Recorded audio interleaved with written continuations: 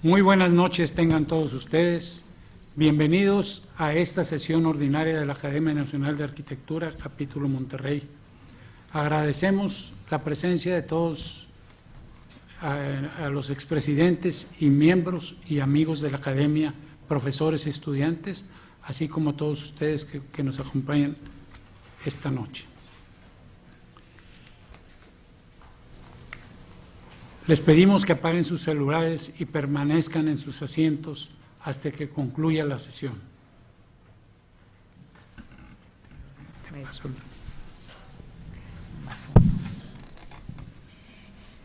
Buenas noches. Iniciamos con la lectura de la sesión anterior a cargo del arquitecto Benjamín Valdés, relator de este capítulo.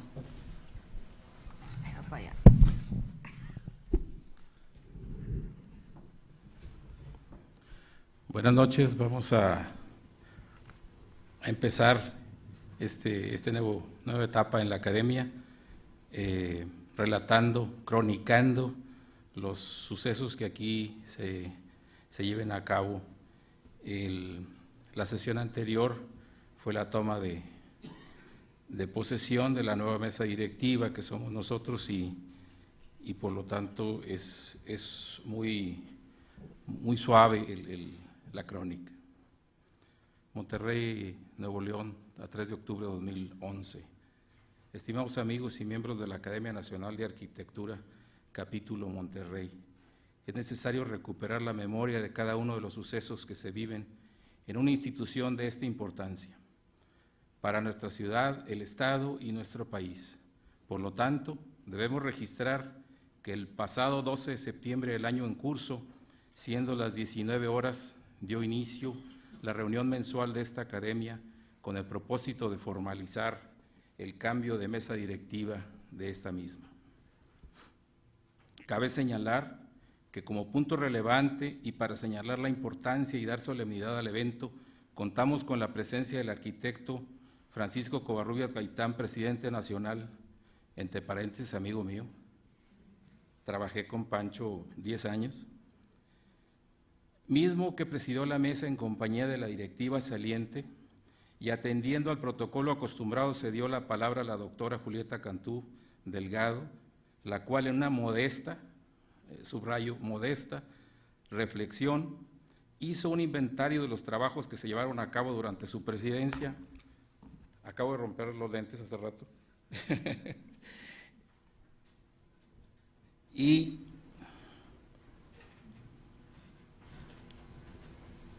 donde a pesar de lo breve, quedó claro que fue mucho y de muy buena calidad el trabajo realizado. Aquí se relevó básicamente todas las sesiones que hubo durante ese periodo y también se le dio su lugar al Premio de Arquitectura Joven, que es una iniciativa de esta academia, que regularmente dirige el arquitecto Roberto Chapa, con bastante acierto, dado que involucra a los jóvenes de las universidades, que es uno de los retos que tenemos de crear estos cuadros de jóvenes de las universidades, básicamente las escuelas de arquitectura, ingeniería, para que continúen este trabajo, porque estamos haciendo un trabajo ya metidos en la gerontocracia, ¿no? También la doctora se refirió al trabajo en equipo realizado con el apoyo del arquitecto Héctor Domínguez del Peral, secretario durante estos años, en los cuales fue necesario poner un gran esfuerzo para dignificar la presencia de la academia en la ciudad, en el estado y a nivel nacional. De igual forma, agradeció al arquitecto Ricardo Padilla su magnífico trabajo como relator en ese tiempo. Enseguida, a ver si con estos. Enseguida se dio formalidad a los nombramientos de la nueva directiva, llamando al estrado al arquitecto Enrique Avaroa como presidente entrante, a la arquitecta Nora Toscano como secretaria y al arquitecto Benjamín, su servidor, como cronista. Una vez situados en el lugar, los nuevos miembros, el arquitecto Francisco Covarrubias como presidente nacional, tomó la protesta reglamentaria al nuevo equipo para pasar a la mesa e iniciar los trabajos de esa sesión. Esta misma dio comienzo con la exposición del arquitecto Covarrubias para dar la bienvenida a los entrantes y una breve semblanza de la trayectoria de cada uno de los miembros del estrado, siendo muy claro el conocimiento que tiene el desempeño profesional de cada uno de ellos y en especial del arquitecto Enrique Avaroa.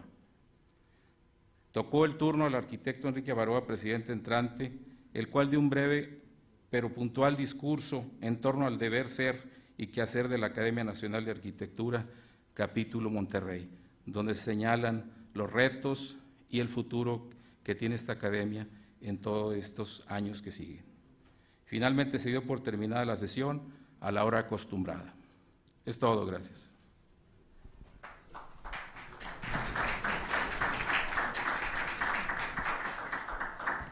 Pues ahora sí, vamos a presentar a nuestro invitado de hoy, el doctor y arquitecto Eduardo Langagne Ortega.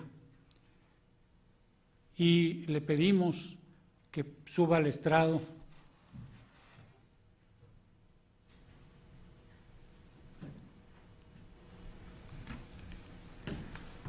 Y le pedimos a Nora Toscano, secretaria del capítulo, nos haga la lectura de la semblanza de nuestro invitado.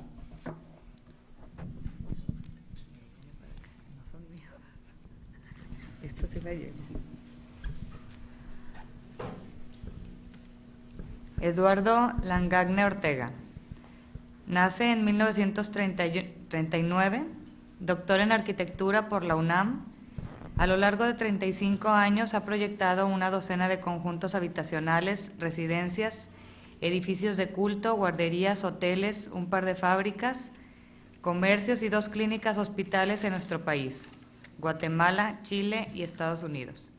Como urbanista ha desarrollado proyectos en Estados Unidos, Guatemala y México. Desde 1965 ha dictado conferencias en más de un centenar de centros de cultura y organismos profesionales en países de 4 continentes. Ha publicado más de 300 notas en periódicos y revistas, 30 libros impresos, 4 libros electrónicos y 2 CDs sobre temas de arquitectura, urbanismo, historia, biografías de arquitectos mexicanos y recientemente 2 novelas. En el 2002 recibió del Colegio de Arquitectos de la Ciudad de México el premio Mario Pani y en el 2006 la Federación de Colegios de Arquitectos de la República Mexicana le otorgó el premio Ricardo de Robina, miembro de número de la Academia Mexicana de Arquitectura AC, de la Sociedad Mexicana de Geografía y Estadística y de la Sociedad Mexicana de Urbanistas. Bienvenido, arquitecto.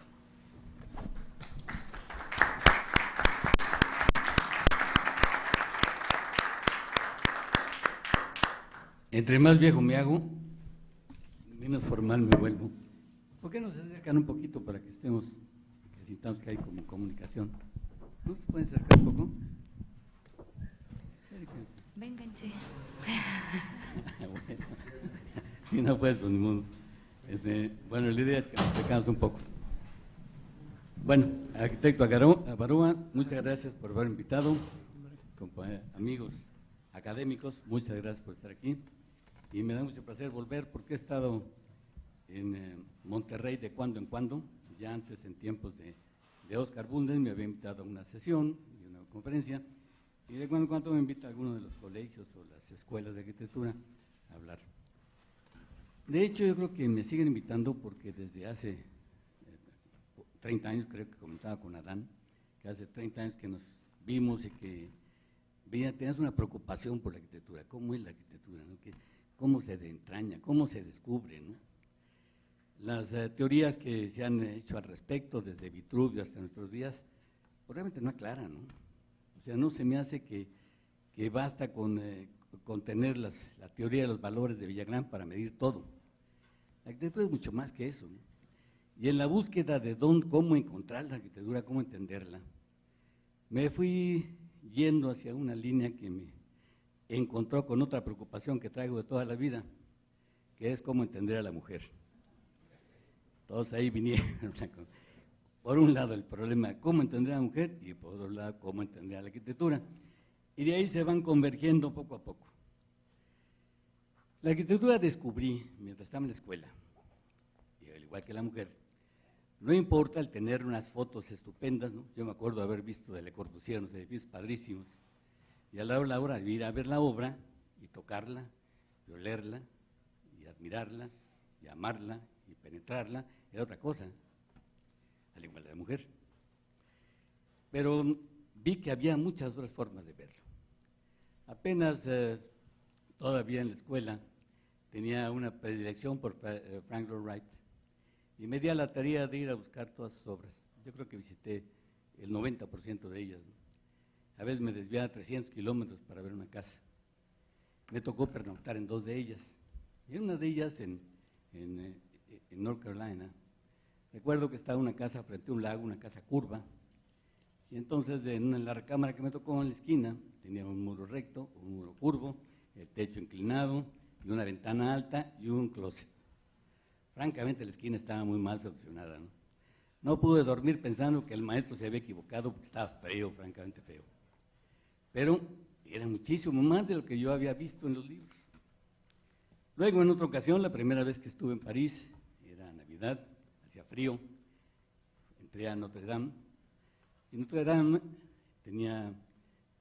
estaban celebrando una misa, que unas cuantas sillas al frente, porque ya no hay católicos en París, y había unas velas, que la luz del centro del pabilo era muy luminosa, pero conforme subía la luz se iba convirtiendo en negra por el humo. Entonces parecía que las arrugas de las columnas se movían y que el remate allá en esas flores verdaderas que tienen las columnas se abrían, pero con movimiento, y luego daban vuelta en esos arcos ojivales. Me impresionó tanto que, siendo ateo, me dije, pues a lo mejor sí existe Dios, ¿no? Yo no sé. Luego vine a México con una visión, después de 3 años de andar de gira. Fui a Teotihuacán, me subí a la Pirámide del Sol, y desde la pirámide vi abajo, y me imaginé esa plaza así de 200 metros por 200 metros, pintada de rojo, con otra serie de decoraciones amarillas y azules. Me imaginé a 20,000 gentes danzando, llenas de vistosos colores, plumas y todo lo demás. Pero danzando y danzando, igual que esos monjes de Turquía que dan vueltas y vueltas a que se marean, porque había unos incensarios donde se creaba una atmósfera cargada de humo que drogaba a los bailantes. Y en las esquinas estaban unas hornillas con esos humos, estaba el Huehuetl Tepolachtli sonando, por otro lado estaba la escultura, la pintura, la arquitectura, la música, la danza, todas las artes juntas, la integración total del arte. Y en un momento dado, mientras seguía sentado ahí en la parte más alta de la Pirámide del Sol, volteo y aparecía ahí el Ometlecutli, que con su gran penacho de 2 metros se dirigía a todos y le decía, Tlacahuanicaca, Tecacte, Piruán, Moajatlayeco, Impámpate, Teyotistle. Eso es arquitectura. No es un montón de piedras de 200 metros por 100 metros pegado con mortero, eso no es. Ni tampoco es la edad que tiene, ni cuánto pesa, ni cuánto costó, ni en cuánto tiempo lo hizo. La arquitectura es muchísimo más que eso, es lo que se siente. Eso me ha llevado a muchos países, pero ahorita vengo llegando de China, a donde fui porque quería ver qué pasa con la China de hoy. ¿Por qué China es diferente al mundo? ¿Por qué China pasó a ser un país tercermundista, a ser ahorita la segunda potencia en el mundo en términos de producción, de producto bruto, y tiende a ser la primera en muy pocos años? ¿Qué pasó con China? ¿Por qué sucedió esto? Y entonces aquí escogí unas fotos, unas cuantas, porque me traje miles, ¿no? ¿Pasamos? ¿Quieren bajar la luz y subir esto? ¿Podrían bajar la luz? ¿O quitarla? ¿No? ¿Quieren apagar la luz? Sí. Bueno. Hice una exposición. O sea, para llegar a otro país, lo que yo busco es relacionarme con las embajadas, las escuelas, los colegios, los que ejercen la carrera, y platicar con ellos. Entonces monté una exposición que llevé a diferentes países del sudeste asiático, pero en particular en China, las llevé a Beijing y tuve algunas reuniones en Shanghai, pero luego visité otras 5 o 6 ciudades más. Con la exposición andaba paseando y platicando y entendiendo y comprendiendo y sobando a la arquitectura. ¿La siguiente? La historia de China es muy larga, ¿no? El hombre de Pekín tiene 500,000 años. Claro que eso no significa que hubiera una cultura, pero sí fue evolucionando. Y allá por 2000 años antes de Cristo, ya estaba en la era de cobre y habían llegado y descubrieron el acero 1000 años antes que en el occidente. China iba avanzando de una serie de pequeños reinos a un gran imperio, y ese gran imperio es el que alcanza a librar el paso de siglo de 1800, y aquí es la ciudad perdida, rodeada por un canal y una serie de espacios donde el emperador vivía verdaderamente aislado de su pueblo. Eso no tiene nada que ver con Versalles, no tiene nada que ver con los grandes palacios europeos donde ciertamente había una riqueza brutal, pero había mucho más contacto con las bases. El feudalismo, como quiera, era menos brutal. Que hay un espacio enorme de entrada que era nada más para recibir a los ministros, embajadores, luego otra área donde estaba el emperador con sus 300 concubinas, que por cierto nada más tenían 3 días cada una, y cuando se casaron ya se acabó, y luego otro espacio final donde vivía su familia y otros servicios. Adelante. Esta es la entrada a la ciudad prohibida. La ciudad prohibida, pues se mantuvo así, lograron tener una hegemonía este grupo en el poder, que no la soltó y parece que no tenía intenciones de soltarla nunca. Pero a principios del siglo XIX tienen una guerra que es de los Boers, la guerra contra la intervención militar inglesa a principios del siglo, y luego en 1854 se juntan todos los imperios europeos, o sea, Francia, Inglaterra, toda Alemania y hasta Estados Unidos que ahí venía, y van a invadir. Curiosamente, al mismo tiempo que estaban aquí invadiendo allá, los franceses estaban metiendo a México, y los de gringos estaban interviniendo en México, era una capacidad enorme de inversión. En este periodo China se tiene que abrir por fuerza porque lo obligan a abrirse, pero es relativamente modesto su movimiento, hasta que llegamos al siglo XX, donde a principios del siglo se levanta una revolución burguesa, que es del sur de China. Esta revolución se levanta y cae el emperador y empieza a correr todo su dominio para 1919 por toda China. Sin embargo, en el 25 nace el Partido Comunista, y los comunistas con Mao Zedong se enfrentan a Chiang Kai-shek. En esa pelea están cuando viene la Segunda Guerra Mundial, entran los japoneses, los dos se dedican a expulsar a los japoneses y se retira Chiang Kai-shek a su isla y el resto queda en manos de Mao. Entonces viene el comunismo, pero un comunismo que igualó todo. Vamos a pasar esto muy rápido. En la siguiente. Esta es la entrada, la primera parte de la entrada después de la ciudad prohibida. Este es el espacio común. Estas torres están en las esquinas del gran cuadrángulo. En la siguiente. Este es donde están los restos, los mausoleos de varios de sus emperadores. Es un detalle de un dragón o una serpiente que lo liga mucho con el Quetzalcóatl acá, por eso creo que hay una serie de ligas que fui encontrando en la arquitectura china con la arquitectura mexicana. Adelante. Este es el reencuentro de la tierra con el cielo. La tierra es el pensamiento científico, que es el cuadrado, el círculo es el cielo, y aquí viene el palacio del cielo a encontrarse con la tierra. Todo esto es muy simbólico, los chinos les da mucho por el simbolismo, hay muchísimos elementos que habría que describir, pero llegan a esto es este templo en el palacio del Buda de Jade, en Shanghai. Y llegamos al periodo, vamos a decir, comunista. Tendríamos que quitarle todos los letreros para que de veras fuera comunista. Pero los edificios son como los que hay en todo el mundo prácticamente.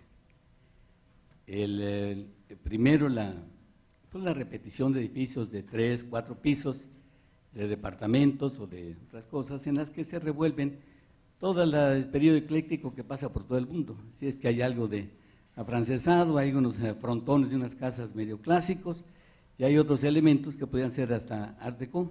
Todo se va revolviendo de arquitectura bastante mala, pero que no había de otra. De hecho, no había creadores, no se había inventado propiamente la libertad de expresión. Todavía el chino seguía sumamente reprimido. ¿Sigue? Esto se puede ver casi en cualquier parte del mundo, ¿no? Estamos hablando de los años 40. Y como el Estado toma propiedad de todo en la tierra, no hay posibilidad de invasiones de tierra porque es propiedad del Estado. El Estado nada más vende o renta el usufructo de la tierra por 75 años. Entonces el problema es que el Estado tiene que proveer de vivienda a todos y se levantan edificios como este, bastante malos, funcionalistas, pero un poco como el funcionalismo del mundo sirvió para diversos fines. Mientras el funcionalismo llega a Estados Unidos o a México para beneficiar a la inversión inmobiliaria y sacarle mayor provecho, en el caso de los países comunistas se levantan estos edificios para demostrar la igualdad, la homogeneidad del pueblo. Entonces se levantan estas torres, claro que en estas fotos de repente se revuelven con otros edificios porque fueron tomadas después. Esto era casi las características de ella. Obviamente la bicicleta era la dominante y había muchos de estos carritos jalados por una persona mientras iban dos sentados en un biciclo. ¿El que sigue? Y llegamos hasta el 66. En 1966 viene la revolución cultural, que eran exactamente los talibanes, pero en una versión anterior. Los talibanes llegan en tiempo de Mao y dicen que la única forma que el país esté unido y que tenga una proyección futura es acabando con todo. Se dedican a destruir templos, se dedican a destruir monumentos, se dedican a destruir todo lo que significaba el pasado. Se cierran las universidades 10 años y se declara que el único sentido que tiene el pueblo es basarse en el libro rojo de Mao, y se acabó. Igual que los musulmanes ahorita, hace 2 años estuve en Argelia, y en las escuelas nada más enseñaban el libro de Mahoma, nada más el Corán. Entonces pasas una serie de años estudiando el Corán, y eso basta para vivir, no es necesario nada más. Entonces recitar el Corán. Aquí era aprenderse de memoria el libro de Mao y actuar de acuerdo con las normas de Mao. Sin embargo, viene el 66, se rompe todo, Mao se hace que no vio lo que estaba pasando, su esposa es la que dirige eso, y en 10 años se cae el sistema. Mao se muere en el 77, su esposa es considerada traidora, la encierran, y una nueva élite se levanta a gobernar el país. Y entonces tenemos esto, que es harto curioso, se corta así muy posmodernista, diría yo, por el uso de los tableros con ventanas rectangulares, a la vez que tienen un espacio de cristal, pero un remate que les recuerda, que retoman la parte del pasado. Esto es muy repetido, lo encontré repetido en una y otra ciudad china, que aunque estén en el presente, de todas maneras buscan elementos del pasado. La cultura no están decididos a perderla. Esto sucede en otros países, claro, ¿no? Pero aquí es muy remarcado y tal vez hasta impactante no ver esto ahí, pero se repite mucho. ¿Sigue? Este es un centro comercial, nótese, ya es, digamos, el edificio es moderno, vamos a ponerle así, pero atrás siguen las mismas torres y con los techos tipo pagoda. Esas pagodas tenían ese sistema porque eran los tubos de bambú, tapaban las tejas que eran nada más alabeadas, no era la curva total, no era el medio cañón como en las tejas occidentales, sino eran más bien planas, y para unirlas se ponía un bambú grande. El bambú en la esquina se mandaba para arriba y por eso de esas puntas. Ahora se imita con cerámica, pero era la idea. Entonces está sobrepuesta la cultura. ¿Sí? Los edificios contemporáneos como esto, ya entra el comercio. Se comienzan a abrir cada vez más. En el 80 y tantos llega Nixon a Pekín y el mercado ya chino se comienza a abrir y a hacer una transformación brutal. Evidentemente el sistema comunista había colapsado. No pudieron atender todas las necesidades de toda la población, porque había ido creciendo y creciendo. Ya para entonces había con 1.100 millones de habitantes, ahorita hay 1.400 millones. En un territorio que es 7 veces mayor que México, son 7 Méxicos. Entonces, en un país de esas dimensiones, que además son 23 provincias, son 40 y tantas lenguas, aunque la dominante es el mandarín. Tienen varios territorios administrados, como la Manchuria, el Tíbet, y tienen otros territorios que están en proceso de cambio, como es Macao y Hong Kong. Bueno, está el edificio y está ya los letreros de anuncios que son propios del capitalismo de la venta. Y nace, el gobernante les permite copiar todo lo que encuentran, hacerlo malo y venderlo al mercado. Y desde los años 90 comienza a inundar el mundo con productos iguales a los otros, pero mucho más baratos y más corrientes. Pero este es el secreto del despegue de China. Mientras el trabajador de aquí mal comía y mal se trasladaba y mal todo, y cobraba 10 veces menos que un trabajador de un país industrializado. Eso permitió que China se fuera para arriba.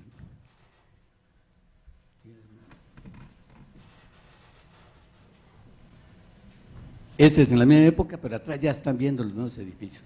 Ya los nuevos edificios de los años 80, de los años 90, que también son torres enormes de departamentos, y hasta arriba están otra vez los remates, aunque a veces menos bruscos. ¿Qué sigue? Pero persiste el pasado, siempre el pasado regresa. En el corazón de Shanghái existe toda una zona que se preservó y tiene todos este tipo de acabados y de estructura, en la que estructuralmente no hay ningún avance, ¿no? O sea, son muros de carga, de tabique o de adobe, y tienen un techo a base de madera con la teja esta. Pero se repite esto, vuelven al pasado, tienen el pasado siempre presente. Este es un pueblito que está al norte de Shanghái, es Haihai, que tiene unos canales, porque hay mucho canal en esta zona, y existen, retomaron lo que había y lo arreglaron, lo restauraron, y queda una zona turística muy, verdaderamente muy padre, muy bonita, ¿no? ¿Qué sigue? Es el techo de una teja y luego el remate de una casa ya contemporánea, pero también con el techo y otra vez los detalles de la tradición cultura. Mira, aquí está en construcción. Aquí están primero unos troncos redondos, utilizados redondos en un sentido, con los otros postes más angostos, para luego recibir la cubierta. ¿Sí? Este es el mío pueblo, donde estamos en el mismo lugar. ¿Seguimos? Este es un museo en Guangzhou, en el sur de China. Era la casa del líder principal, aquel que inició la revolución burguesa del sur de China. Entonces ahí se le sigue respetando, sería como uno de los héroes de China, pero que fueron opacados por Mao. ¿Sigue? Este es Haihai, ¿qué sigue? ¿Qué sigue? Y aquí entramos a un terreno en la que se da en toda China, pero este es particularmente en Beijing. Las partes, las zonas que quedaron sin tocar, porque eran conjuntos de habitación pobres, de poca calidad, con callejuelas enredadas, donde no entraba el coche, donde no podían hacer nada. Eso le llamó los hutong. Y los hutong es son sectores que fueron quedando desperdigados por la ciudad, pero que las fueron abriendo y les fueron cambiando el uso, sobre todo en las fachadas. Pero si pasa uno de la fachada y va hacia atrás, pues ve que está todo aventado, todo desordenado, basura y todo lo demás, como en cualquier ciudad subdesarrollada. Nada más el frente recibió este proceso de adecuación para recibir al mercado. Pues tiene unas fachadas padrísimas, no sé cómo las vean. ¿Qué sigue? Eso no es Cutón. ¿Siguen? Y eso no es Cutón. Que es un parque en que ya contemporáneo, totalmente contemporáneo, y siguen retomando cosas del pasado. O sea, hay un sector chino todavía, se resiste a aquella lucha en que los desheredaron prácticamente de su pasado y que lo está rebuscando y lo está encontrando otra vez. Y este es en otra ciudad al norte de Guangzhou, en la que existen esos cerros, miren que eso como pilones, y que es un río que se va como 30 kilómetros, que se recorre por unas trajineras, y este es donde acaban la base de esos ríos, de esos barquitos. ¿Qué sigue? Bueno, nada más no sé si lo ven, pero me parece bellísimo, ¿no? El acomodo de las casas, que son contemporáneas, pero que guardan una serie de elementos del pasado. ¿Qué sigue? Este es en el mismo lugar, una plaza para una fiesta que se iba a dar. ¿Qué sigue? Este es un edificio ya totalmente contemporáneo, no Taram, pero tiene su puerta redonda, guardando cosas del pasado. Y aquí es donde ya medio choca, ¿no?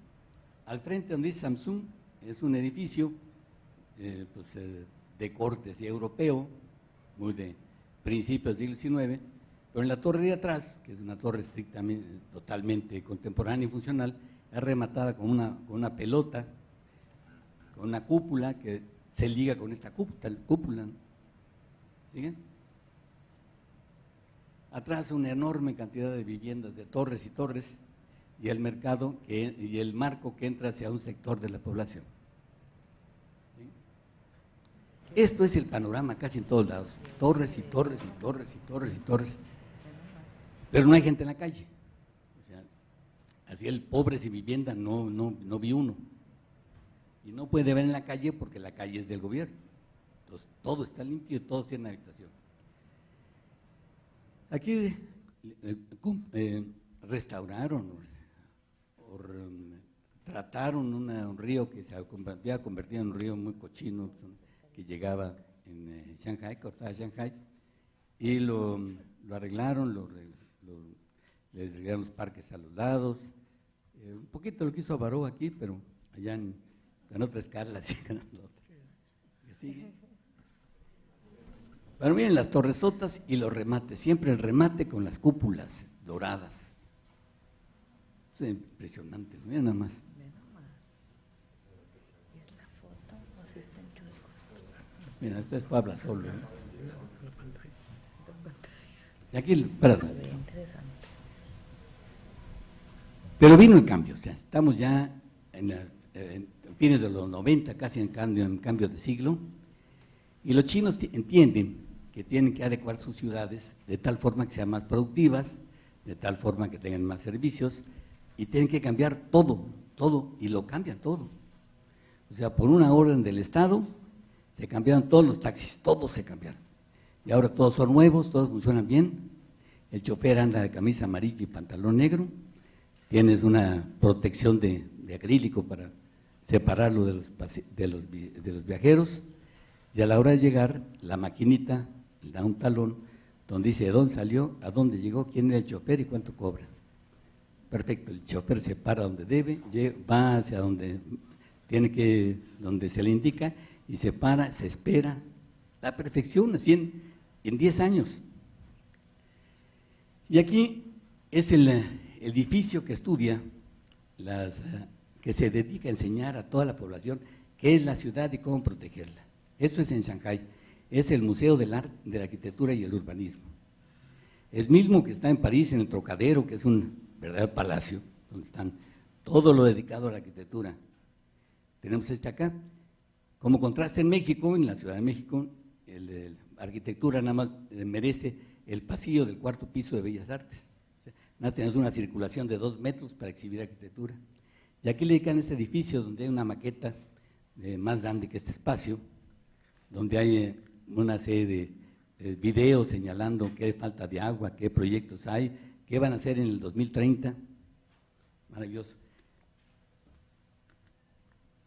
Es el mismo centro de Shanghái.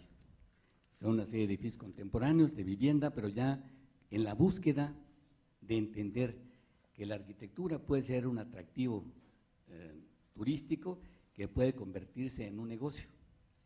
Para esas alturas ya estaba sucediendo allá el Guggenheim de Bilbao, que hizo que esa modesta ciudad del norte de Francia, viendo al Cantábrico, de repente ya pasar pues al panorama de todo el mundo, porque había que ir para ver el Guggenheim. Y comienzan a levantar edificios singulares, con mucha libertad de presupuesto. Es el Museo de Arte de Shanghái. ¿Me sigue? Y esta es la línea de Shanghái frente al río Guangzhou. Entonces, la torre de televisión, el edificio que fue el más alto del mundo, el Ponteng, y los otros edificios, cada uno por sí solo, que tuvieron su momento de gloria y que ahora se amontonan en un perímetro verdaderamente pequeño. Aquí sí ya se olvidaron del pasado. Aquí sí ya estamos hablando de una arquitectura de vanguardia que está enfrentándose a todo. Pero evidentemente no tenían los elementos. China se había quedado sin arquitectos prácticamente. Durante la Revolución Cultural, 10 años se cerraron las universidades. Y los años anteriores los arquitectos habían sido empleados de grandes fábricas de diseño, vamos a decir así, de escuelas, donde les daban el contrato y ellos, como trabajaban por hora, pues tenían que hacer, sobre la base de no destacar mucho porque tenían problemas, se trataba de todos iguales. Entonces, el arquitecto de promedio durante el periodo comunista y después durante la Revolución Cultural, pues bastante malo, muy mediocre, ¿no? Muy trabajadores, pero mediocre. Y de repente salen al mundo, no tienen los elementos, y prácticamente el 90% de las construcciones son diseñadas por arquitectos de otro lado. Curiosamente dominan los franceses, pero también obviamente está Skidmore, Wilson Merrill, también está pues, Richard Rogers, también está pues, los de la élite de ese grupito de 20 arquitectos que dominan en el mundo. ¿El que sigue? Qué bonito edificio. Está el Ponteng, que ese se hizo muy famoso en su momento, que era el más alto del mundo, y ya está levantando otro más grande que este. ¿Sí? ¿Y sí? Y estamos en Hong Kong. Hong Kong está lleno, totalmente lleno, ya no cabe nada, ¿no? Todo está así. Es un espacio muy chico, pero está totalmente lleno. Hay una línea que recorre todo el borde de la costa, y en ese tranvía de 2 pisos se asoma uno y ve el hormiguero afuera, ¿no? El hormiguero, ¿no? Como si atravesara uno con un tranvía por una manifestación del López Obrador, así miles y miles y miles y miles, pero masas, las masas brutales, todas compactas, o si en el metro se hubieran juntando todos los del metro, y paz, está totalmente retacado, de verdad que impresionante. ¿Qué sigue? Este es el archiconocido Banco de China. ¿Qué sigue? Se permite la libertad, pero la libertad total. Y es que hacen números muy fáciles, ¿no? Y dicen, si este edificio va a costar 20,000 millones, pues que cueste 40,000, no importa, porque eso va a hacer que vengan las inversiones. Y efectivamente, está el señor Pei con su maravilloso edificio del Banco del Mundo. Este es un edificio en el tope del cerro de Hong Kong, desde donde se domina la bahía. Y esto es China, básicamente. Todo esto es China. Este sigue siendo Hong Kong, pero podría ser un ejemplo para toda China.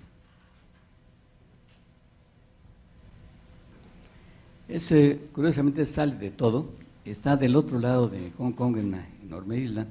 En esa isla pues, hay varios edificios importantes, todavía de la jurisdicción de Hong Kong, pero este es el edificio de DHL, por eso los colores están vivos, me pareció como singular por eso. ¿Qué sigue? y es el edificio más alto de China. ¿Qué sigue?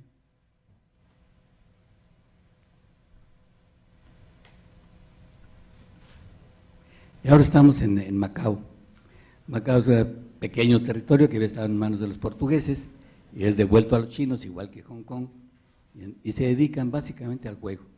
Es un territorio que trata de imitar a Las Vegas y que prácticamente todo es casinos y todo es alrededor de los casinos. Lo único curioso es ver a los chinos hablando en portugués, pero fuera de eso es notable. Y también tratan de hacer edificios innovadores, nada más por el único hecho de ser innovador. ¿Qué sigue? Macao.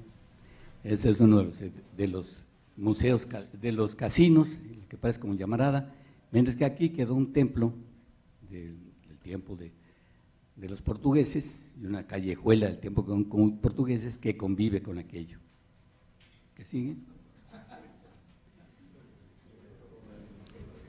Luego me cuentas qué pasó.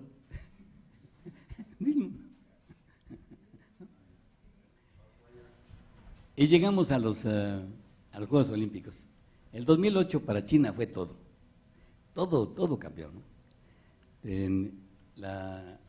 Este edificio se según el diseñador, representa un dragón. Entonces, si le ponemos su imaginación, a lo mejor sí, pero esa era la idea del edificio. Es un edificio de hoteles y servicios y departamentos. ¿Qué sigue? Y el famosísimo nido de Gerson Almurón, de los dos suizos que hacen una maravilla verdadera, ¿no? Parece enredado así como sin una forma desordenada, con una forma caótica, pero es de una precisión increíble, ¿no? Detén la foto ahí. La estructura de las gradas es independiente de la cubierta, y esta cubierta realmente son dos cubiertas, una exterior, que es esta, y otra interior que se va entrelazando. De hecho, es como si fuera una columna de 10 metros de base y que cuando llega en el volado mide 3 metros de peralte. Es una enorme columna que da la vuelta. Pero esto te estamos hablando como de 50 metros de alto, en un espacio que se ve verdaderamente catedralicio, ¿no?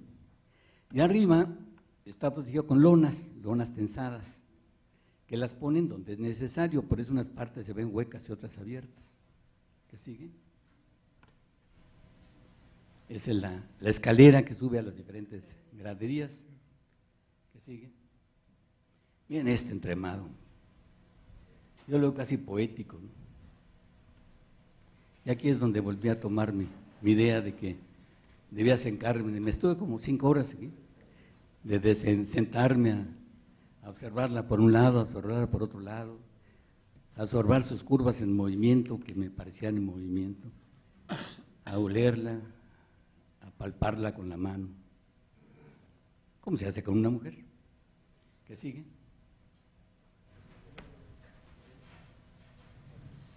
¿El que sigue? Mira que se ve la lona que está cubriendo algunos espacios, pero otros no. Se pusieron donde era necesario, pero esto va dando vueltas ya y se encuentra con la otra estructura que va como 6 metros adentro en la base, como 10 metros abajo en la base y sube hasta encontrarse. Y está la caja de agua, también otros 2 suizos, son 2 australianos, que realmente es muy poca aportación, es una cajota vacía sin ningún interés. La aportación es que son 2 capas. ¿Qué sigue? ¿Y el que sigue? Aquí estoy en medio de las 2 capas. Son de hecho como 2 muros, es una tridilosa que tiene 2 cubiertas, la capa exterior y la capa interior. En cada octágono que se forma, se ponen cubiertas de plástico, de poliéster, que las inflan. Hay un sistema de mangueras que van inflándolo como de aire acondicionado. Y cuando se comienzan a inflar, pues ponen otra vez aire, y entonces permite el paso de la luz, pero aísla perfectamente la temperatura y filtra la luz de manera que no lastima. Pero ¿qué es lo que pasa? Con el paso del tiempo se comienza a agrietar y entonces se ponen parches, como se veía arriba, ¿no? Se ponen unas curitas, se trepa un tipo y le ponen curita para tapar el parche. y entonces en parches por acá, parches por allá y demás. Y otros de plano se desinflan, como los globos. ¿Qué sigue? Miren, si ya se ve ahí todo arrugado, se van desinflando. El espacio se ve interesante, ¿no? Es una investigación muy interesante, pero final de cuentas, mira cómo se ve colgado ahí. Final de cuentas, es una aportación para la cuestión climática y demás, pero desde el punto de vista de arquitectura hay poco. La mitad la dedicaron a esto y la otra mitad la convirtieron en juegos infantiles para poder recuperar algo de la inversión. ¿Qué sigue? Esta es la torre de comunicaciones, que me pareció muy interesante, dentro de la misma plaza. ¿Qué sigue? Y aquí nos vamos con Shaha. Shaha Gadid. Esta es la ópera de Gunzhou, que era el antiguo cantón, ya en el sur de China. Entonces, Shaha lo que hace es una serie de formas que se mete en un edificio y realmente no sabe por qué hizo las formas. O sea, lo que es la ópera es un edificio racionalmente adecuado para la ópera, y después viene una serie de bolas superpuestas, de cáscaras sobrepuestas, que no obedecen a nada, y de repente salen una especie como de jorobas, a base de que le deben haber causado mucho problema al calculista, porque tuvo que andar buscando cómo sostener las vueltas que daba así tan imprudentes. Pero esta es la solución. Tengo muchas fotos, pero no se podía tener tanto material para la plática. Y de ahí pasé una de las cosas que me parecieron de lo más bello que encontré. También es en Guangzhou, que es esta torre. ¿Le quieres devolverla? ¿Se puede? Este es un óvalo, y como los palitos chinos, se acuerdan que los paran y luego los tuercen. Entonces sí los pararon y los torcieron. En medio quedan la torre de comunicaciones, y aunque es la torre más alta de China y probablemente del mundo, en la realidad, la que sigue, es que se usan solamente unos cuantos pisos. El elevador sube como al piso 30, y allá hay 3 pisos para observatorio, tiendas y demás. Luego sube otros 30 pisos donde hay otro espacio para restaurantes y eso, y luego sube otros 40 pisos donde está el observatorio global. Pero la belleza, mira nada más por dentro, desde el vestíbulo, cómo suben la planta baja, cómo da los arcos y cómo viene allá la estructura exterior. Limpia, no está 1 centímetro de acero de más ni 1 centímetro de acero de menos, todo perfectamente ubicado. En la cancelería, adentro y afuera se ve la estructura. Desde arriba se ve Guangzhou. Esta es la librería, y esta es una torre que va a ser la más alta del mundo junto con otra, pero la otra se suspendió. Se congregó aquí toda una serie de edificios de vanguardia, vamos a ponerle así, porque hay que poner un nombre. Este es para Juegos Olímpicos, también un área de juego, un estadio.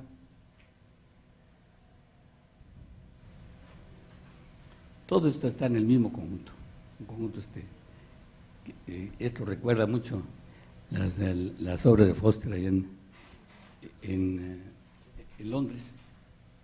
Y aquí está, volviendo a Beijing, está el edificio de las telecomunicaciones, que amaneció con mala suerte porque se quemó una buena parte, se suspendieron las obras, siguieron, y comenzó a aparecer una grieta en la junta de las 2 L's invertidas. Todos están trabajando, pero quién sabe qué vaya a pasar con esto. Pero que se ve muy interesante, se ve interesante, ¿no? Este es visto más de atrás, y aquí el contraste con los edificios tradicionales. O sea, mientras que allá es muy contemporáneo, acá quedó esto de los años 50, ¿no? Esto es en el mismo Beijing, vivienda, y esto es la zona comercial en Beijing, muy contemporáneo, pero de esto hay prácticamente kilómetros de recorrido de edificios así. Es el aeropuerto de Beijing, ¿se acuerdan de Norman Foster? que tiene una altura verdaderamente impresionante, pero hace muy fácil el movimiento con todo. ¿Nos ponen tantito aquí? No, bueno, también tiene muchas fotos, pero de hecho no hay, la planta está muy fácil de detectar, el del movimiento es rapidísimo, son dos cuerpos que se comunican por un tren que va subterráneo, pero la cubierta es verdaderamente impresionantemente alta, ¿no? Pero muy barata por otro lado. ¿El que sigue? Y este es el centro de las artes escénicas de Beijing. Parece no tener, este es también de otros franceses. Es una gran bóveda elíptica que está rodeada de agua. Y así nos llama la atención, se ve así más bien pobre en cuanto a la imaginación. Pero, la siguiente. Aquí está el agua que da toda la vuelta. Para acceder hay que bajar de nivel y pasar debajo del agua, que en esa parte el piso es de cristal, de manera que se pasa por debajo de un espacio enorme de luz filtrada por el agua. El que sigue. Ahí está el agua, allá arriba de esto, ¿no? Es el pasillo de acceso y de allá sube uno, entra uno propiamente al espacio de la bóveda. El que sigue. Y interiormente es otra cosa, ¿no? Que es una estructura muy sencilla. De hecho, son unos arcos metálicos de acero macizo de 4,5 centímetros de espesor y de 2,5 metros de largo, obviamente, incluyendo el vano y las 45 centímetros, luego el vano y 45 centímetros. Y esos son arcos independientes, nada más amarrados uno con el otro, pero cada uno está trabajando independiente. Por afuera se ve una cubierta, atrás, por favor. Adentro tiene una cubierta de metálica donde va, con el aluminio, con un variante de aluminio que protege de la lluvia. Interiormente es una lámina, un aislante térmico y luego la madera. Entonces unos espacios de madera colosales. Y dentro de ese gran nicho están 2 teatros y la ópera. Esta es la ópera. O sea, la ópera tiene 4 niveles, adelante es una malla metálica y adentro está una ópera verdaderamente china, todos los elementos decorativos de la antigua China. Pero esto es independiente, o sea, la cubierta agarra todo. Un poquito lo que hizo Calatrava allá en Valencia, ¿no? Que también hace un gran domo y adentro mete los edificios cuadrados. ¿Qué sigue?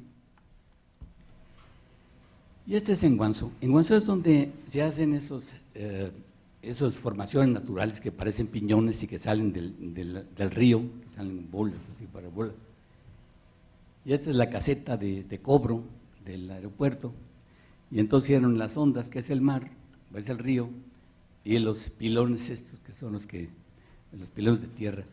Me pareció la realización muy interesante y por eso tomé esto que es tan modesto, ¿no? ¿Qué sigue? ¿Y el que sigue? Este es el aeropuerto en Shanghai, entonces este es translúcido y también muy fácil de manejar. De hecho, todos los aeropuertos de China han crecido mucho y los hacen funcionar estupendamente bien, hasta en chino se pueden entender. Ahora sí que están en chino. ¿Qué sigue?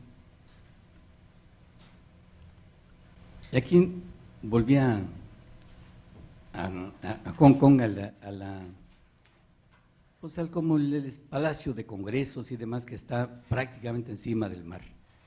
Entonces es un edificio enorme que pareciera, en la cubierta parece un avión. Aquí se ve mucho más importante el de volado. ¿Qué sigue? Y aquí nos lleva a Shanghai. Está en Beijing y está en construcción, este proyecto. Son unas bulas que se ligan con esos elementos arriba, donde es la pura libertad de diseño sin que tenga ninguna base sólida, así funcional, ¿no? ¿Qué sigue? Este está como está ahorita, en construcción. ¿Y el que sigue? Y así es como se va a ver. Esto es lo que hace Shanghai, que es lo que ha tenido tanto éxito, ¿no? Que hace formas totalmente libres, que le pagan lo que quieren y que se va por el mundo haciendo estas cosas. Entonces, ¿qué pasó? O sea, la China de hoy anda en dos mundos. Uno que todavía busca su pasado, busca su vernaculez, busca su identidad, y otra, una China que está abierta al futuro, buscando lo que pueda pasar en el futuro. Eso, pues no sé, pasa en todo el mundo, pero no tan drástico como aquí, porque esto ha sido en unos cuantos años. China ya lleva 10 años creciendo a 10% anual, y ese crecimiento lo está haciendo que acaba de rebasar a Japón como en su Producto Bruto. ¿Qué es lo que está pasando con China? Ese sistema sí funciona, pero se está valiendo de elementos de obra de una arquitectura que no es propia de China, pero que en todo caso la están utilizando muy bien.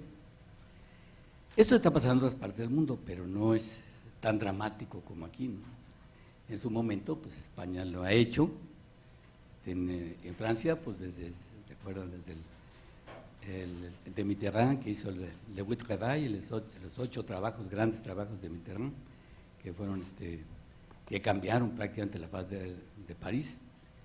Todo ha sido con la misma línea y no necesariamente buscando sus raíces. Curioso que también en París los franceses están cuidadosos del nombre.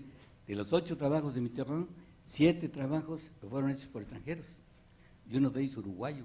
Es verdad sorprendente. México no está en esta lides, aquí no estamos compitiendo. Se llamó a Peli para que hicieran unas torres horribles allá por Polanco, salud, que no dice nada y son chaparras, ¿no? Agarró la misma torre de las Petronas, pero las hizo chaparras. Y estamos en otro juego. Ahorita yo creo que nadie puede decir cuál es el camino hacia el futuro. China guarda su pasado y busca el futuro. México yo siento que no sabe ni para dónde vamos, y esa es la preocupación, porque no se ve cambio, ¿no? Hoy estamos viendo que en las elecciones del año que entra, entre los 3 partidos, pues ninguno dice, pues indica algún camino que suena razonablemente bien. Entonces, según se ve, vamos a tener otros 6 años de inanición, no sé qué va a pasar, pero sí es necesario pues, estar viendo lo que está pasando en otras partes del mundo. Yo con eso termino, pero dejo abierto para cualquier plática, cualquier pregunta que tengan ustedes.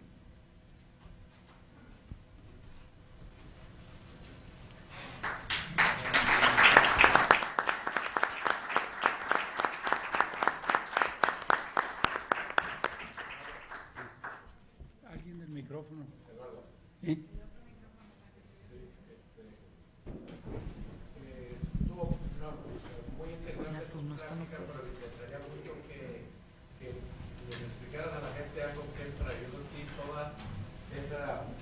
Creación que has tenido de literatura, libros, investigaciones, arquitectura, historia, y les puedes platicar un poquito de todo lo que hacen por ahí. Bueno, es mi tema favorito.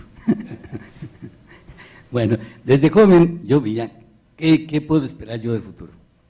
Viniendo de clase me dieron en la Ciudad de México, pues podía aspirar a tener algunas obritas por aquí y por allá que no iban a cambiar el mundo y que ahí me permitiría sobrevivir. Podía ser empleado de gobierno, lo cual no me gustaba para nada, porque si ascendía tendría que robar, y pues no era mi línea, y si y no sabía para dónde. Entonces pensé que lo que debía era buscar, primero que era arquitectura, y por eso me quería viajar. Me contaba que en mi primer matrimonio me fui 3 años de luna de miel, pero no becado, porque los becados se van a encerrar en una universidad y trabajan 8 horas diarias que no entiendo. Era a la libre. Y yo creo que el mundo está muy dispuesto a la gente que sale a recorrer el mundo, ¿no? En mis correridas fui a parar en un momento dado a Chile, por ejemplo. Me caí con unos amigos que nos hicimos compadres, me ligaron con un despacho de arquitectura que entré como dibujante, de ahí me ligaron con la Universidad de Concepción para un curso, de ahí unos estudiantes me llevaron a una isla del Pacífico, que se llama Isla Mocha, donde diseñé una escuela. Crucé los Andes como 8 veces, luego me fui a Estados Unidos buscando de lado a lado hasta que conocí a una persona riquísima en Michigan. Me encargó que le hiciera una casa, luego otra casa, luego la casa de su hermano, la casa de su psiquiatra, remodelar la sinagoga del psiquiatra y finalmente terminé haciendo un pueblito. pero como yo no quería quedarme a vivir a Estados Unidos, le mandaban unos planitos de Europa y me permitió viajar muy bien. Después de 3 años llegué con un hijo de 10 meses, nací en Lisboa, muy viajado, iba trabajando de promedio 1 hora a la semana, que me parecía exhausto. Escribía en todas las escuelas de arquitectura que se me ocurrió, nada más de apuntaba, yo tenía 26 años. Pero me dijeron que sí, la Universidad de Illinois en Chicago, en la primera, luego fui a parar al Banco Interamericano de Desarrollo, y luego pasé por todas las escuelas que había en España, luego fui a Inglaterra, y entonces me recibían, y me acuerdo que una vez en Barcelona me dice un maestro del tecnológico, me dice, oye, acabo de ver tu cheque y por una plática tuya es lo que a mí me pagan en un mes. Digo, mira, hermano, pues no sé tus arreglos, pero yo pedí en función de lo que yo necesito. O sea, yo no tenía ni idea cuánto se cobra. Por ejemplo, ahora vengo de gratis, pero en aquel entonces yo calculaba, ¿cuánto necesito para vivir una semana? Tanta lana, pues eso cobro. Y entonces yo le decía, pues esto cobro. Claro que Harvard y MIT me mandaron al diablo, pero comenzaron unos que sí, otros que sí, y dando pláticas, y descubrí que esto de hablar 1 hora y con eso vivir una semana era bastante más cómodo que estar en mi despacho buscando clientes, peleándome con los albañiles, con el Seguro Social, con el ISSSTE, con las licencias, yendo al banco a pedir préstamo, que los créditos hidrofragafarios, que si me da el cliente me paga, si no me paga, que eso tan horrible. Fue un error que cometí brutalmente cuando cumplí 30 años. Puse una empresa, llegué a tener 60, 70 gentes conmigo trabajando y duré unos años horribles. ¿A quién se le ocurre trabajar habiendo descubierto el placer de no hacerlo? Y entonces sí, pero lo curioso es que salen cosas. Fui a parar, por ejemplo, cerca de Madrid, Arenas de San Pedro. Y ahí tenía un amigo de un amigo que resultó que nos recibió, mi esposa, a mí, a mi hijito, y me dice, mi hijito tenía 3 veces, y me conectó con un albañil que quería hacer un edificio. Le hice unos croquis, pero le cobré, siempre cobro, ¿no? O sea, un arquitecto que no cobró, pues no es arquitecto. Entonces yo cobré, y con eso iba juntando dinero. Entonces me di cuenta que se podía hacer esto mucho. Y desde entonces viví hace muchos años hasta que afortunadamente, fíjate que afortunadamente hace 15 años se subió un tipo a mi coche, cuando todavía no había guerras así de narcos, un tipo así, muy molestón, un pobre muchacho de 18 años con un casco en una moto, con una pistola, mientras otro aguantaba la moto, me pidió el dinero, el único dinero que cobré en 1995. Y le dije, perdóname hermano, pero no te lo puedo dar. Entonces me comenzó a tirar balazos, yo los esquivaba y le digo, entiende, no te lo puedo dar porque no he ganado nada. Y me da otro balazo, me da un balazo. Le dije, pero escúchalo, no te lo voy a dar porque no te lo puedo dar, es el único dinero que tengo. Y otro balazo, oye, espérate, man. Y así seguimos negociando, mientras él me metió 4 balazos que me revisaron y uno que me rozó. Luego tuve que pelear con él porque no le da el dinero, necio. Y mi mujer dice que soy muy necio y yo digo que soy muy valiente. La diversión entre macho y necio es muy cercana, ¿sí? Y entonces salí corriendo, el tipo me persiguió, total, pude huir, y ya en el hospital me rompieron los pantalones porque estaban llenos de sangre, sacaron el dinero, y viene un juez y le digo, dáselo al de la editorial. Imprimí un libro que me cambió mi vida, pero era curioso porque yo nunca había pensado en escribir para eso. Había escrito mucho en periódicos porque allá por el 89 el Colegio de Arquitectos hizo un convenio con Excelsior para escribir un libro. En aquel entonces que Excelsior era el Excelsior. Entonces saqué un artículo, el otro artículo, vi que era muy fácil, hice como 5. Del colegio me llamaron, dijeron que ya no me iban a dar espacio porque yo hacía todos. Entonces los mandé al diablo, fui al Excelsior y me dieron un espacio permanente, 3 artículos en 2 días a la semana. Como convoqué a todo el gremio, me llegaron artículos de 50 colegas. Entonces le pedí más y más espacio hasta que llegué a tener, llevaba el lunes 18 artículos al periódico. Digo, no había internet, no había nada, llevaba 18 artículos, 3 para cada día hasta el sábado. Entonces de repente me convertí en que todos me leyeran, porque fueron 2,000 artículos los que publiqué. Pero eso fue casi de gratis, me pagaban a 8 pesos el artículo.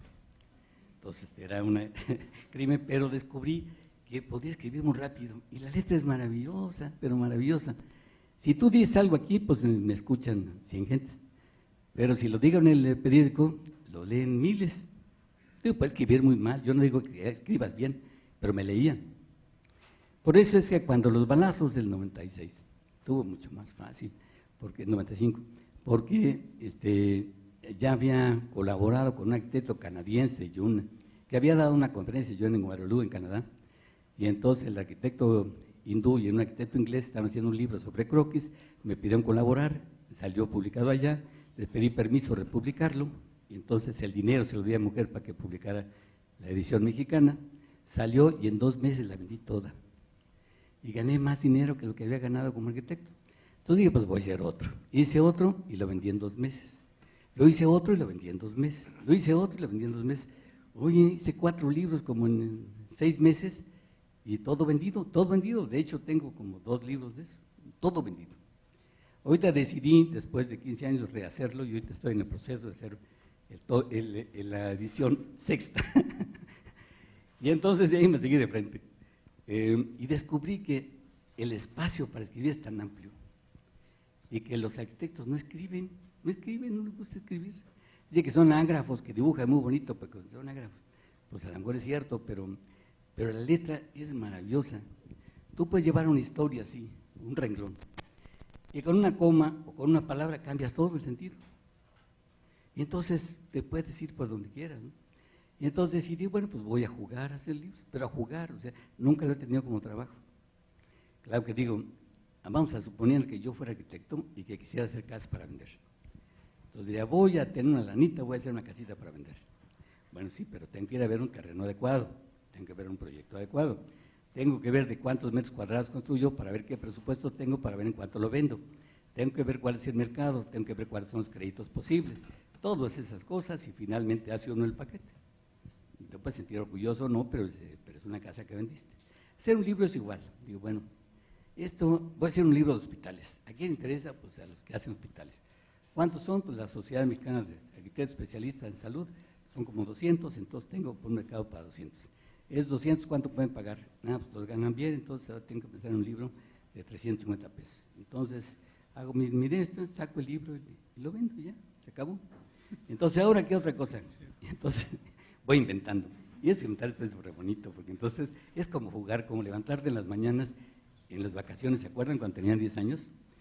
¿Y ahora qué jugamos? ¿A los soldaditos, a las muñequitas, o mejor me voy con Mariquita? Digo, había 3 opciones y Mariquita tenía apenas 8 años, pero eran las versiones que tenía uno. Y ahora es igual, todos juegan con uno y con otro. Hice por uno de jardines de niños porque yo diseñé como 30 jardines de niños, entonces estuvo regalado, pues, me eché mi experiencia prácticamente, y eso también se vendió mucho en las escuelas. Y así, el tema es, hay temas pero de sobra, ¿no? Ahorita tengo una lista de libros para hacer hasta el año 2024, creo. Entonces, pero estoy hablando de lista de libros que son comerciales. Tengo uno divino que ya no me arde el cáncer, que la arquitectura es mujer, y entonces hablo de la sensualidad, y hablo de la belleza, y he hablado de las hormonas, y hablo de todas esas cosas tan bonitas, ¿no? Bueno, dentro de esto les voy a contar cómo resumir, porque empecé hablando que la mujer y que la arquitectura y todo esto. No me dio tiempo de irlo intercalando como pensaba, pero siempre iba a pensar sacar la mujer, que es lo que hago en mis novelas. Y en mis novelas voy intercalando la mujer, y finalmente termina siendo que tiene que ver la mujer con la arquitectura. Pero se van a ahorrar el tiempo de leer la novela, que tengo todavía algunos ejemplares para regalar a los que me falten. Y les digo esto. Bueno, final de cuentas, después de tanto haber investigado, como 30 años de dar clases de teoría, que eran 2 horas a la semana, pero daba clases de teoría, he llegado a la conclusión que la arquitectura no se entiende y por tanto es mujer, así de fácil. Y entonces llegué a una cosa, le estaba dando vueltas a eso, estaba muy tenso, así, preguntando una noche ahí en mi despacho, cuando todavía no había computador, ¿sí? Entonces estaba yo en un respirador, hacía calor, abrí la ventana de la terraza, se corrían las cortinas con el viento, estaba el ambiente sabroso, estaba dando rayas, y volteo, y ahí estaba ella, maravillosa. Yo le dije, oye, ¿tú eres la arquitectura? Era absurdo, era absurdo. Y ya no me dijo, yo soy la arquitectura, no, era una tontería, ¿no? Entonces vi que ella llegaba vestida en un negligé negro, maravilloso. Dije, bueno, me acerqué a ella, la tomé en mis brazos, la llevé y la atendí en el respirador, claro. Y tomé el lápiz y dale, y dale, y dale, y dale, y dale, hasta que llegó el orgasmo de la creación. Me quedé dormido, al día siguiente me desperté, y cuando me desperté ya se había ido. Le he seguido la pista, pero nunca ha vuelto. Me dijeron que andaba por acá con un tal Bulnes.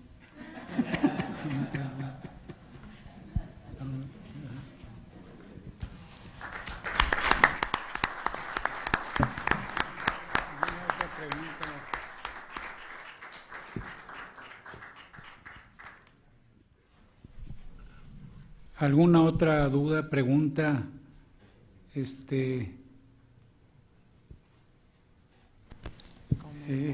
Comentarios. Cuando me preguntas, ¿es que no les importó nada? No, es que te entendieron muy bien.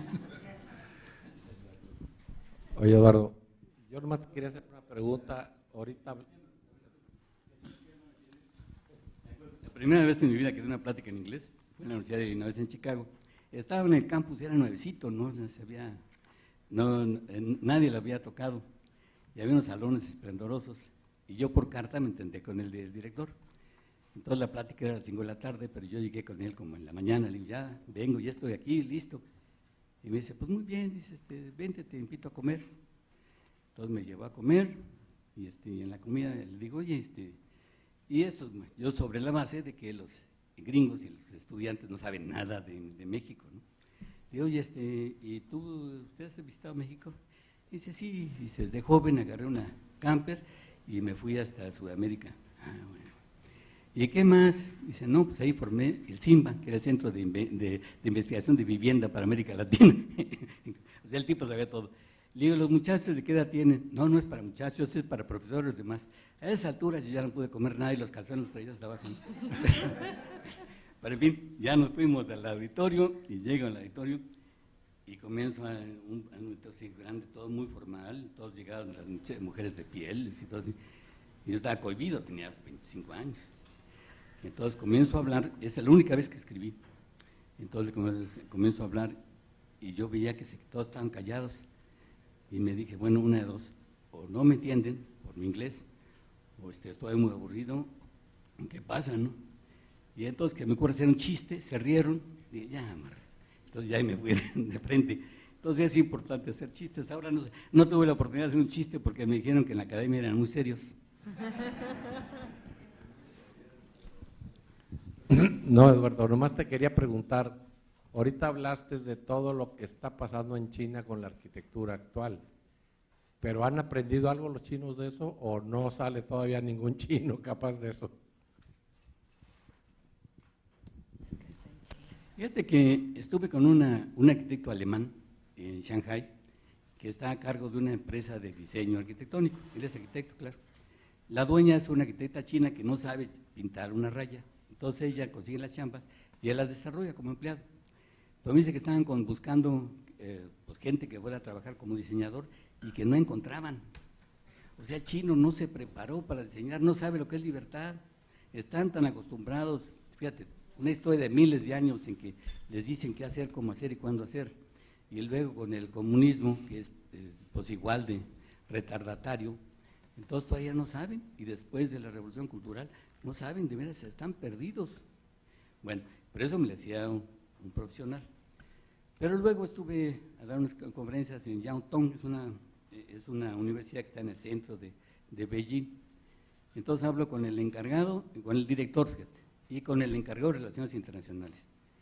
Por carta nos habían escrito en inglés muy bien, pero a la hora de estar ahí, les hablo, me entendían, pero no entendían nada.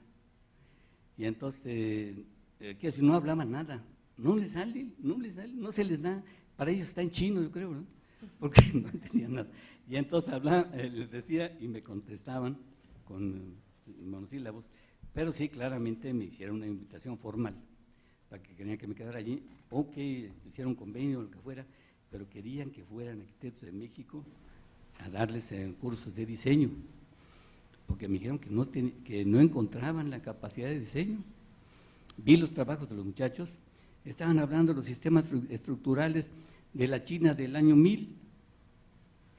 Digo, pues tiene su lugar, pero tampoco, ¿no? Entonces, si te das cuenta, los grandes edificios todos que vimos, creo que uno solo es de chino, y quién sabe si sea un chino como Ming Pei, que de chino no tiene nada. Pero no, en China lo que falta es mucha creatividad de arquitectos, no hay. Esta es una buena oportunidad para los jóvenes, ¿no? Que si quieren ir a tomar fuerzas, había oportunidad de trabajo en Shanghái, había oportunidad de trabajo en la escuela. Entonces, sí es cierto, pobre. Y es que todavía no se atreven a juntarse. Salimos de la escuela de arquitectura, pasamos por una plaza dentro de la universidad, estaba un monumento a Mao, como de unos 10 metros de alto, con la mano levantada así. Y entonces les preguntó, ahí está el maestro Mao. Y entonces ahí chacotearon como burlándose. Yo ya no hice ningún comentario porque pues, es como si hubiera un monumento a Benito Juárez y alguien se burlara de él, ¿no? Entonces no pude qué hacer, pero no, de hecho la revolución fue contra Mao, pero nunca se atrevieron a enfrentarlo a Mao. Entonces viven, no sienten la libertad, son muy estrictos. Entonces caminan así, marchan y muy obedientes. El chino lo entendí, muy obediente. Y desde luego las clases sociales siguen pendientes. Para todo, cuando había una cosa que no se entendiéramos, soli. Eso es sorry. y prácticamente nos la vivíamos con los soli de los chinos, muy obedientes, ¿no? Que eso sería lo máximo para cualquier gobierno. Fíjate, si México pudiera tener puros obedientes, a lo mejor sería muy bueno para el gobierno.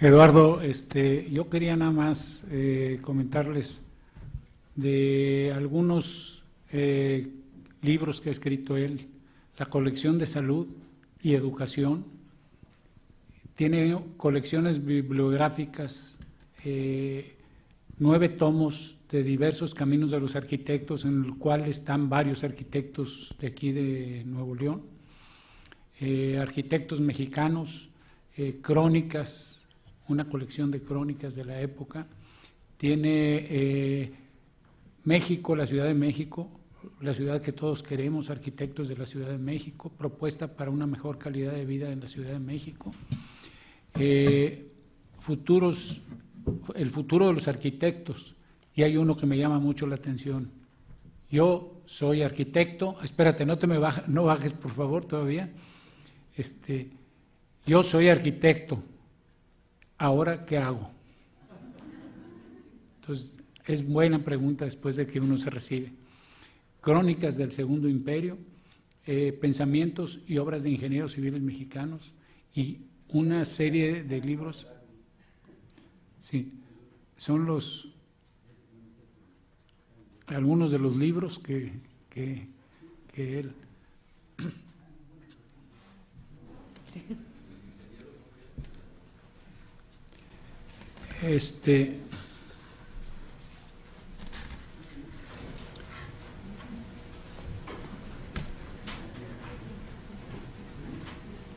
La novela. Pues se rompió un poquito el protocolo de esta sesión, como ustedes ven,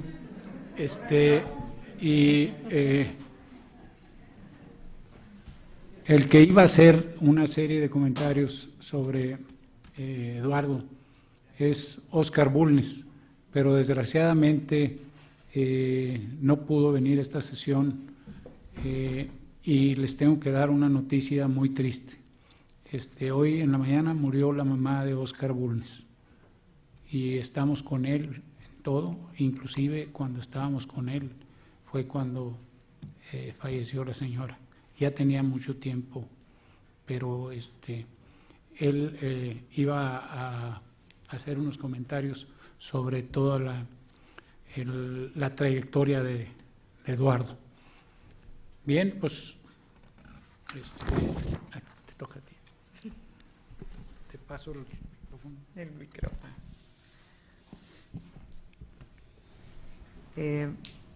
Bueno, yo quiero, ya que no hay protocolo, ¿verdad? Nada más darte las gracias, Eduardo. Estuvo muy padrísima tu plática. Muy interesante tu trayectoria, cómo llegaste hasta este momento. Y queremos decirle a todos que esas opiniones son del arquitecto, no de la academia, eso de que no trabajen y todo eso. Pero está chido, está muy padre. Bueno, agradecemos la participación del arquitecto Eduardo Langagne Ortega por su excelente conferencia, a quien hacemos entrega de un reconocimiento por su valiosa contribución.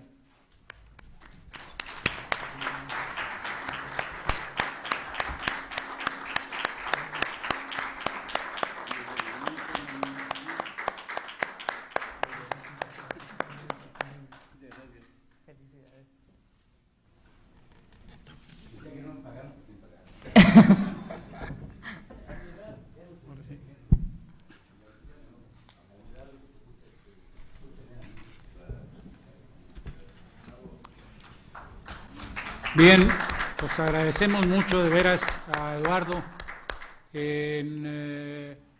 por el tiempo que tuvimos.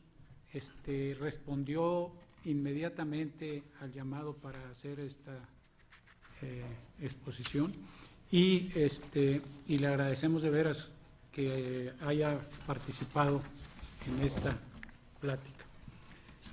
Agradecemos también a los amigos de la academia, Hunter Douglas, Kimichi, Terza, Casa de Italia, y los invitamos a nuestra próxima sesión el lunes 7 de noviembre del presente año a las 7 de la noche en este mismo recinto.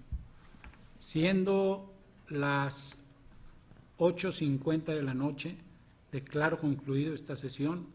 Muchas gracias y buenas noches.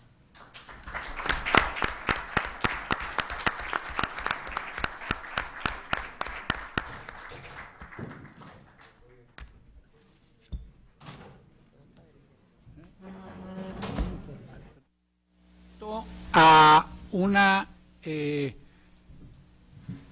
sesión de Revive Monterrey Forum 2011, el cual tendrá lugar el día 7 de octubre en el Auditorio del EGADE. Este fórum se realiza anualmente y es cambios urbanos fundamentales que se deben de estar promoviendo en el área metropolitana de Monterrey. El fórum busca crear un espacio de diálogo entre líderes de todos los sectores en nuestra área metropolitana con el fin de plantear soluciones concretas a los retos que actualmente enfrenta. Y sería muy bueno que empezáramos a participar porque necesitamos los ciudadanos empezar a influir en qué tipo de ciudad queremos y cómo le podemos pedir a nuestros gobernantes que la hagan. Es la Escuela de Graduados del TEC de Monterrey el que está organizándola y cada año le están dando seguimiento a todos los acuerdos que se han llegado en esa. Ojalá y que podamos participar como ciudadanos y como académicos o público en general de qué ciudad queremos vivir. Y me llamó mucho la atención el libro que tienes tú, Eduardo, de el de propuesta para una mejor calidad de vida en la Ciudad de México. Y eso es lo que debemos de proponer todos, cómo podemos subir la calidad de vida de nuestra ciudad. Ahora estamos haciendo uno para los siguientes gobernantes. Ya estamos aquí de frente, ¿verdad? Pero esta era la propuesta que hicimos para la administración anterior, para decirle a los gobernantes qué es lo que debían hacer. Entonces se las dimos de propia mano a los candidatos y a los diputados, se los regalamos a todos para que hicieran lo que debían hacer. Pero ahora estamos haciendo uno que se ve más drástico. Bola de güeyes, hagan esto. Entonces firmado por las gentes que tienen peso técnico, ¿no? Quién sabe si pegue, pero a lo mejor sí, ¿no? Digo, como no es compromiso. Es que si quieren escribir eso, vamos a hacer un libro para el año que entra para los candidatos a la presidencia, dárselos. Todavía esa fue una primera idea, pero a lo mejor tenemos que redondearla, ¿no? Pero que entiendan que a ellos no les toca decidir, que tienen que tomar en cuenta los que saben, ¿no? Y si no levantamos la mano, pues no nos pelan.